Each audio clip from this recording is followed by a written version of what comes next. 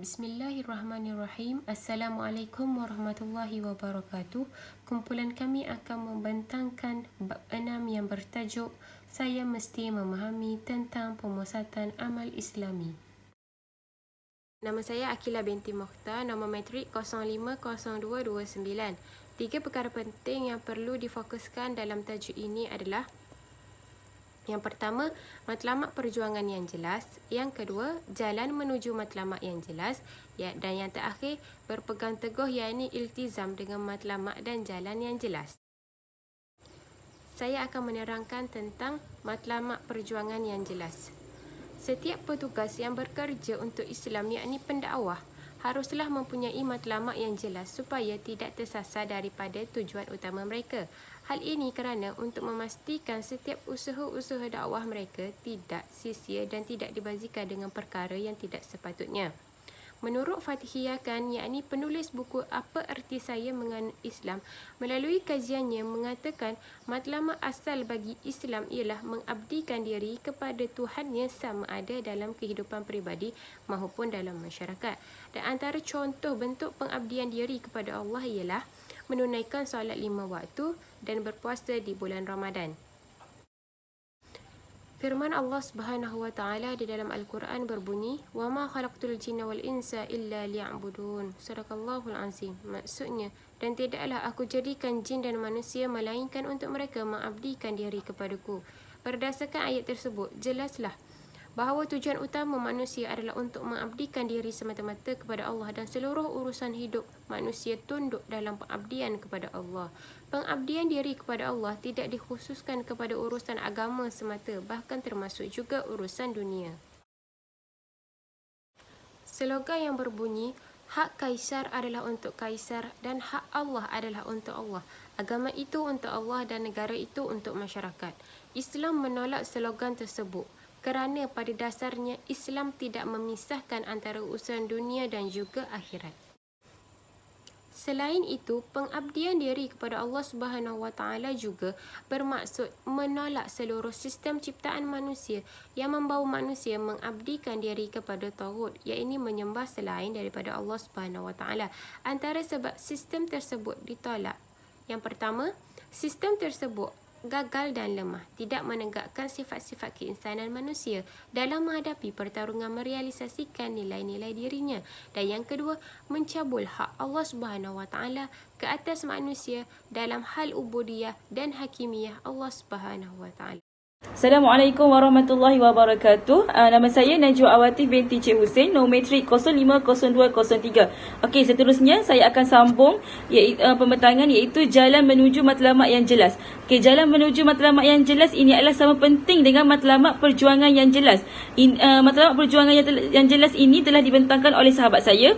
Okey, kita masuk kepada jalan menuju matlamat yang jelas. Jalan menuju matlamat yang jelas ini adalah kita mestilah berusaha untuk melaksanakan syariat yang telah ditetapkan oleh Allah bagi menggantikan undang-undang yang telah diciptakan oleh manusia, kerana syariat Allah itu telah sempurna, tidak memerlukan pokok tambah serta sesuai digunakan sepanjang zaman. Okey, bagi setiap penubuhan harakat Islamiah haruslah mempunyai sistem manhaj Islam dalam membina matlamat harakat Islamiah, kerana manhaj ini mengikut kaedah-kaedah dan prinsip-prinsip asas amal Islam dan ia telah dilaksanakan oleh baginda Rasulullah sallallahu alaihi wasallam. Okey, matlamat manhaj Islam ialah mengajak manusia untuk mengabdikan diri semata-mata kerana Allah dalam seluruh kehidupan manusia dari semua aspek seperti muamalah, akhlak dan serta sistem perundangan. Okey, bagi penubuhan sesebuah gerakan Islam itu, gerakan Islam haruslah mempunyai sifat merombak dan berubah, iaitu taghyir, yang bermaksud menolak dasar yang tidak sesuai dan menampung bahagian yang kurang dalam masyarakat. Dan gerakan ini haruslah menerima penyelesaian, menolak pencampuran sistem jahiliah serta menolak untuk hidup dalam sistem ciptaan manusia, yang mana kita tahu sistem ciptaan manusia ini tidak adil. Jadi kita haruslah berbalik kepada sistem Al-Quran dan As-Sunnah dan mengikut syariat yang telah ditetapkan oleh Allah. Sekian, terima kasih. Assalamualaikum warahmatullahi wabarakatuh. Nama saya Nur Rashidah Iliana binti Rosli, nombor matrik 050220. Hari ini saya akan membentangkan sambungan daripada kawan saya, iaitu gerakan yang bersifat menyeluruh atau kulli. Pemusatan yang dilakukan oleh Harakat Islamiah mestilah bersifat kulli atau menyeluruh dengan seluruh pengertian dan tuntutan yang terkandung di dalam kalimat kulli, iaitu menyeluruh itu sendiri. Ruang lingkup amal Islami mestilah mencakupi seluruh aspek kekuatan dan wasilah yang dapat menghadapi cabaran-cabaran untuk mencapai matlamat yang besar ini. Seterusnya, kesedaran dari sudut pemikiran politik dan gerakan pendidikan, kejiwaan dan harakah, tanzim, penyusunan, persediaan dari sudut kemanusiaan dan kebendaan dalam setiap segi dan lapangan merupakan satu anasir yang mesti diwujudkan secara terkumpul. Anasir-anasir ini tidak boleh dipisahkan kerana ia saling melengkapi di antara satu sama lain dalam usaha untuk mewujudkan amal Islami yang menyeluruh dan mencapai matlamat yang telah ditentukan. Seterusnya adalah gerakan yang bersifat sejagat yang bermaksud alamiah. Para petugas amal Islami mestilah jelas mengenai gerak kerja untuk menegakkan Islam mestilah sampai ke peringkat alamiah atau sejagat, sama ada dari sudut kesedaran, penyusunan strategi maupun organisasi.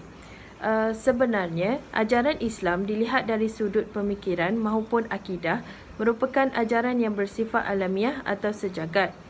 Ia adalah sistem yang menyeluruh melampaui batas, sempadan negeri, perkauman, keturunan maupun bahasa. Seterusnya, para petugas amal Islami yang menjadi perintis kepada Harakat Islamiah yang bersifat alamiah mestilah keluar dari daerah pemikiran, perencanaan dan tanzim yang bersifat tempatan. Dengan cara ini, kita dapat mengelakkan dari mencurahkan kemampuan dan kekuatan kepada kerja-kerja yang bersifat kedaerahan dan kepentingan setempat sahaja. Dan dengan cara ini juga, kerja-kerja dapat ditumpukan demi memenuhi tuntutan-tuntutan dan persoalan-persoalan asas yang lebih besar. Assalamualaikum warahmatullahi wabarakatuh. Nama Nurzatil Aqilah binti Zulkifli, nombor matrik 050214. Okey, tajuk yang kita akan belajar iaitu jalan yang ditempuhi oleh Rasulullah SAW, yang mana tajuk ni dia akan membincangkan cara bagaimana Rasulullah berdakwah untuk mencapai manhaj Islami, dan semasa sejarah perjalanan hidup Rasulullah kita akan tahu macam mana Rasulullah berdakwah, apakah teknik yang digunakan, dan macam mana Rasulullah ini dia mendedahkan cara untuk menghadapi masyarakat jahiliah dan cara meruntuhkannya. So, seperti kita tahu, ada 3 perkara yang jalan yang ditempuhi oleh Rasulullah, iaitu ubudiyah hanya kepada Allah, dan yang kedua mewujudkan satu kelompok yang bergerak, dan ketiga menentang jahiliah. Okey, kita pergi kepada yang pertama, iaitu ubudiyah hanya kepada Allah. Seperti kita tahu, ubudiyah ini bermaksud pengabdian manusia hanya kepada Allah dalam setiap urusan hidup mereka, sama ada dalam ubudiyah maupun rububiyah. Dengan lebih jelas, dia ubudiyah ni adalah bermatlamat untuk memberi penjelasan kepada orang yang didakwahkan, supaya kita setiap perkara mestilah berbalik kepada ubudiyah, iaitu melakukan kerana Allah sahaja. Okey, yang kedua iaitu mewujudkan satu kelompok yang bergerak, iaitu dengan lebih jelas satu kelompok yang diikat dengan ikatan akidah dan keimanan yang tunduk serta patuh dalam corak berorganisasi maupun gerakan di bawah seorang pemimpin yang berpandukan petunjuk dan cahaya dari Allah. So, jalan yang ditempuhi oleh Rasulullah ni, kita mestilah membuat satu kerja dakwah dalam satu kelompok yang mana kita mestilah diikat dengan satu ikatan akidah dan keimanan, supaya dengan cara ni kita dapat mencapai matlamat untuk mentarbiyah kepada orang ramai. Dan selain itu, kelompok yang bergerak ni mestilah tidak meraba-raba mencari jalan, tidak diganggu oleh perkara remeh-temeh, sehingga mengendalikan untuk mencapai cita-cita Islam. Okey, yang ketiga pula iaitu menentang jahiliyah. Merupakan penentangan habis-habisan tetapi dilakukan dengan penuh kesedaran dan waspada kerana Rasulullah SAW sendiri memahami bahawa matlamat ajaran-ajaran Islam itu memerlukan perubahan yang menyeluruh bagi semua bidang hidup manusia, perubahan yang merangkumi pemikiran, kepercayaan dan akidah, akhlak, adat istiadat, sistem maupun undang-undang.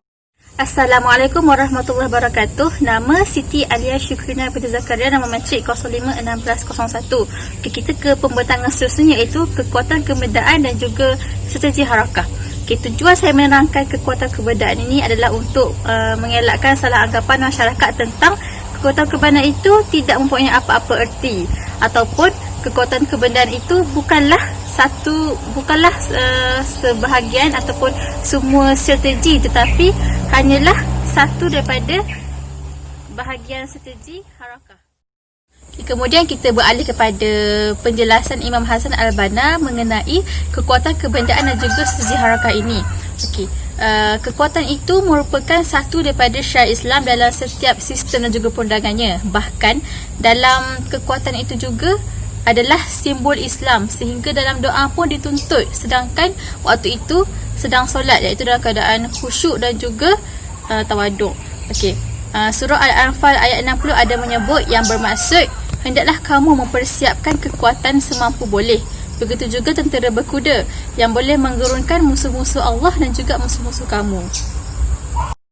Okey, kemudian penjelasan Imam Hasan Al-Banna lagi tentang saudara-saudara Muslim pendukung jemaah ini mestilah menjadikan mereka ini berada dalam kekuatan dan juga bekerja dengan kekuatan.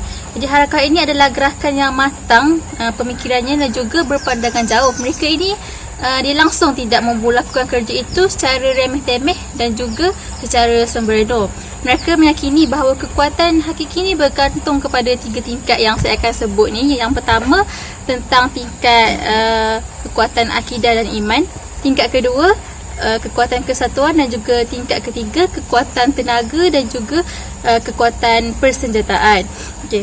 Jadi sebuah jemaah itu tidak disifatkan dengan jemaah yang kuat kalau dia ini tidak memenuhi ciri-ciri kekuatan 3 tingkat kekuatan yang saya sebutkan tadi, iaitu akidah dan iman, kekuatan kesatuan dan juga kekuatan persenjataan. Okay, sebagai contoh lah kan, kalau mereka menggunakan kekuatan tenaga dan juga persenjataan, tapi keadaan organisasi pada waktu itu retak dan juga tidaklah kukuh, organisasi tidak berkembang, tidak bekerjasama, tidak bersatu padu dan juga iman antara mereka juga lemah.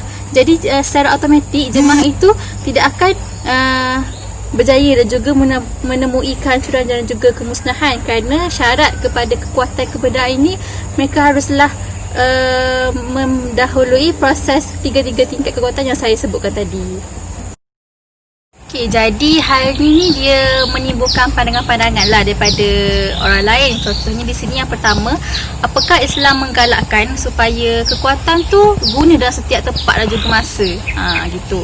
Yang kedua, apakah penggunaan kekuatan adalah merupakan cara penyelesaian pertama ataupun menjadi ubat penawar terakhir setelah tiada lagi cara lain?